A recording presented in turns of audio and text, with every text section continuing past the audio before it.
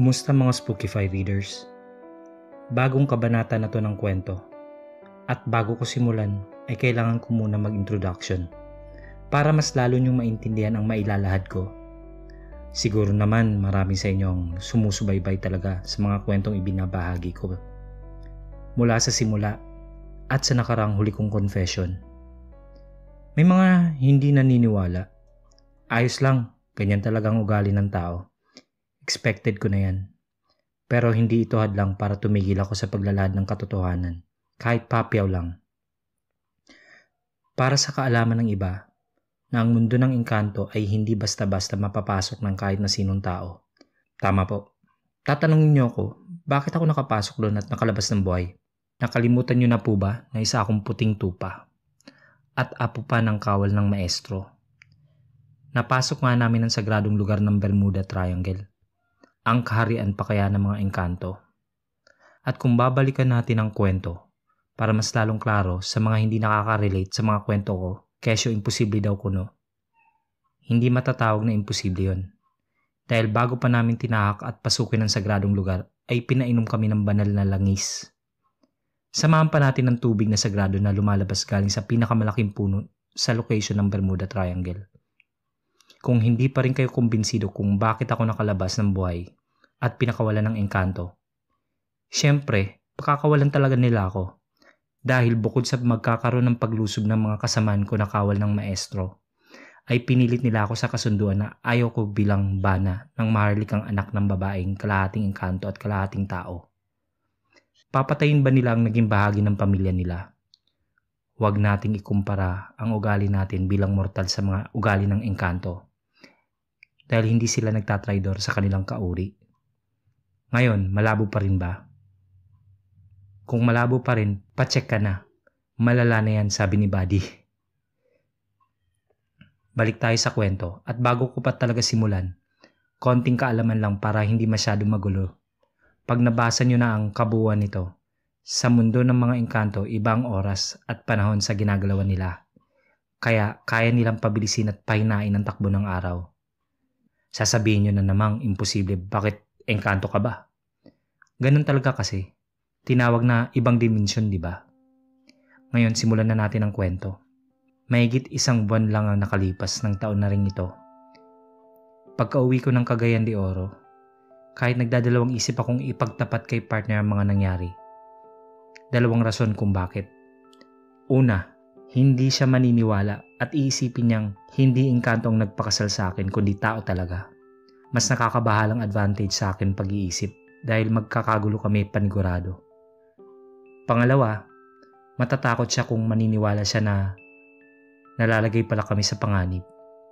At magkakatotoo na yung hinala niya na dati pa nung nasa Lanao del Norte kami patungkol sa mga kababalagang lihim namin ni Buddy. Sa totoo lang binabagabag ako ng aking konsensya kaya hiniling ko kay Buddy na tulungan niya akong magpaliwanag dahil magtatapat na ako kay partner. Mahinahon ko siyang kinausap at ang mas nakapagbigay sa akin ng lakas ng loob dahil nasa harap din kami ng pamilya ko mismo. Siyempre alam ng mama ko ang tungkol sa lihim na samahan kasi siya ay anak talaga ng kawal ng maestro. Yung maestro na lolo ko pa. Si mama rin ang nagpatunay at nagkumbinsi kay partner. Nung maliwanagan na siya, sa mga hiwagang matagal na palang nakapalibot sa kanya ay pumunta siya sa Lanao del Norte at kinumpirma ang kapatid niyang si Buddy. Sinabi ni Buddy lahat sa kapatid niya pero sila lang dalawa ang nag-usap dahil hiniling rin ni Buddy na magtatapat siya kung sila lang dalawa. Ngayon ay naniniwala na si partner na matagal na daw siyang may kutob na may kakaiba sa akin. Lalo na at nararanasan daw niya minsan at nasasaksihan ang mga pakikipagharap ko sa mga sitwasyong hindi maipaliwanag ng anumang siyensya. Nung nasa Lanao si partner, sakto ring umalis ang pamilya ko pauwi ng Quezon City sa Manila. Doon na kasi talaga tumitira at pumapasya lang dito sa Cagayan de Oro para magbakasyon ng 1 buwan tas babalik na naman. Habang mag-isa ako sa bahay, biglang bumukas ang pintuan habang nakahiga ako sa sofa. Habang nagte-text kami sa group message namin ni na Erwin, Buddy, Moy at partner. Puro kalokohan lang ang topic. Kaya tawa ako ng tawa sa mga biro nila. Pagkabukas ng pinto, may pumasok na napakalakas na hangin at pumasok tuloy ang mga alikabok sa labas ng bahay. Kaya tumayo ako kagad para isarang nakabukas na pintuan. Gabi kasi yun, kaya bawal magwalis. Hinayaan ko na yung mga alikabok. Bukas ko na wawalisin. Bumalik ako sa paghiga ko sa sofa at nagpatuloy sa pagtitext. Ngunit, nagulat ako nang biglang may magsalita sa may uluhang parte ng higaan ko. Kumusta, mahal kong asawa? Hindi mo man lang ba ako babatiin ng halik? Napabalikwas ako dahil alam kong ako lang naman mag-isa sa bahay ko. At bigla may nagsalita na isang babae. Nanlamig ang buong katawan ko nang makita ko ang maharlikang diwata na nakangiti pa na habang sinusuklay-suklay pa ng kamay niya ang buhok niya. Hindi ako nakapagsalita at natulala ako. At biglang tumunog ang cellphone ko at tinignan ko si Kuya Bobet ang tumatawag. Kaya sinagot ko. Yung maharlikang diwata, nakaupo pa rin sa sofa. Nagpatuloy sa pagsuklay-suklay ng buhok niya gamit ang kamay. Hello Kuya Bobet. Bakit ka napatawag? Tanong ko nung masagot ko ang cellphone.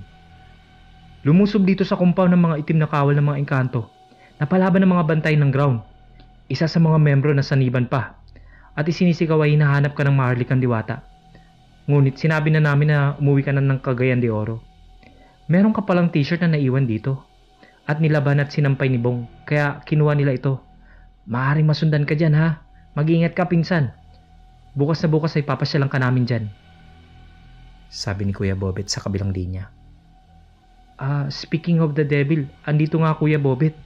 Nakapasok sa loob ng bahay. Anong gagawin ko?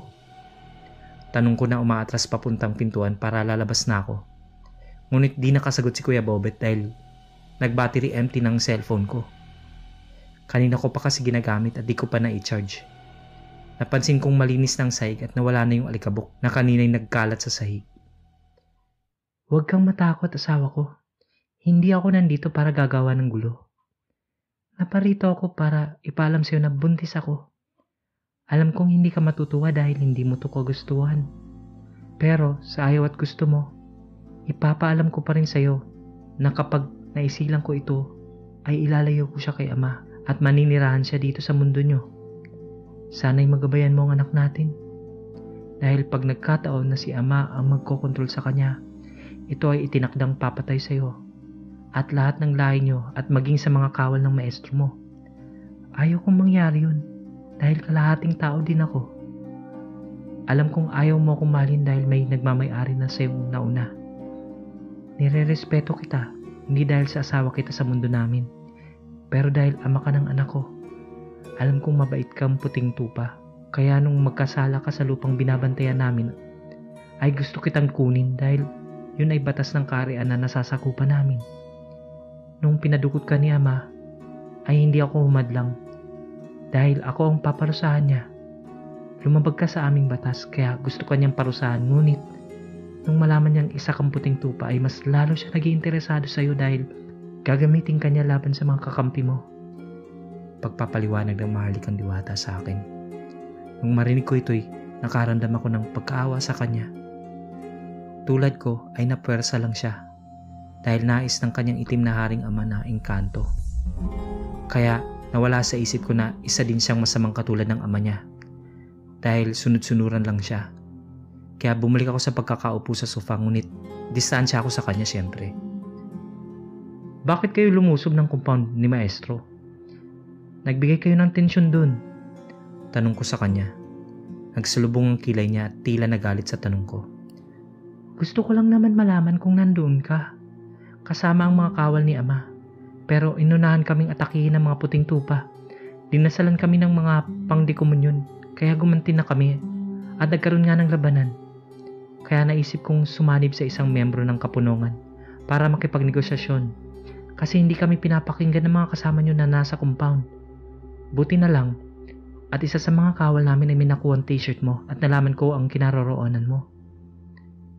Pagpapaliwanag niya na sabay inilabas ang t-shirt ko na nakatupi na. Hindi ko alam kung saan niya ito nahugot. Bigla na lang kasi na nasa kamay niya na at inaabot sa akin. Tiningnan kong mabuti at tama, akin nga ang t-shirt. Pakiusap, mahal kong bana. Alagaan mo ang batang dinadala ko sa araw ng pagsilang niya. Ililihim ko kay ama na dadalhin ko siya dito sa iyo. May mga kawal naman si ama na malapit sa akin at tutulungan nila ako. Gabayan mo at alagaan mo ang anak mo. Huwag mong ibibigay kung sakaling mahanap kayo ni ama. Dahil hahanapin niya kayo. Humiling ka sa maestro mo na tulungan ka. Ito talagang sinadya ko dito. Kahit namimiss kita pero alam kong hindi ka natutuwang nandito ako. Dahil nasabi ko na sa'yo lahat-lahat bana ko. Aalis na ako. Babalik ako ulit sa araw ng isisilang ko ng anak mo. Matapos yung sabihin nito, ay tumayo na siya at lumapit sa pintuan. Hindi siya gumamit ng mahika niya at parang normal na tao lang. Tinitingnan ko lang siya na binubuksan ng pintuan at nung lumingon pa, ang maharlikang diwata ay ngumiti ito. Kahit may lungkot sa kanyang mata. Pagkaalis niya agad ay nag-charge ako ng cellphone ko. Dahil alam kong nagtataka na ang mga Barako boys na sina Buddy, Erwin at Moy. Lalong-lalo na si partner, nagiging tigri na maladragon pa naman yun kapag di ako nakakapag-reply kaagad. 2 araw ang lumipas, normal lang ang takbo ng buhay ko. At nagtatrabaho ako panggabi sa isang kumpanya ng pabrika. Hanggang sa may nakilala akong kasama ko sa trabaho na bago lang natanggap. Siya si Kenta, kakaibang pangalan at pakiramdam ko kakaiba talaga siya. Lalaki si Kenta at feeling close pa sa akin. Kahit saan ako lalo na sa break time, nag-FB ako, nasa tabi ko siya, nagmamasid-masid sa paligid. Tanong ng tanong tungkol sa akin. Minsan nga kinakabahan ako sa kanya dahil pag nagsisiyara ko, paglabas ko nasa labas na ang loko para bang ginagwardyan niya ako. May isang beses pa nga humiling siya na sasama siya sa bahay ko at mag-iinuman daw kami. Pumayag naman ako, ayoko din namang isipin niya na masama ugali ko kaya isinama ko na. Sino nga ba si Kenta? At ano nga ba siya? Abangan ang susunod na bahagi ng kwento. At para sa magtatanong tungkol sa pamagat ng kwento ko, malalaman nyo rin sa kabuuan ng kwento. Maraming salamat sa mga sumusubaybay sa bawat kwento ko. Lalong-lalo na sa admin page na ito. God bless sa inyong lahat. Kung gusto mong updated ka sa lahat ng bagong videos, click na ang subscribe button at notification bell. Maaari ka ring makatulong sa channel sa pagpunta sa Patreon page. Yung link nasa description kung saan pwede ka magpadala ng pera sa channel. Maski $1 or 50 pesos per month napakalaking tulong na po.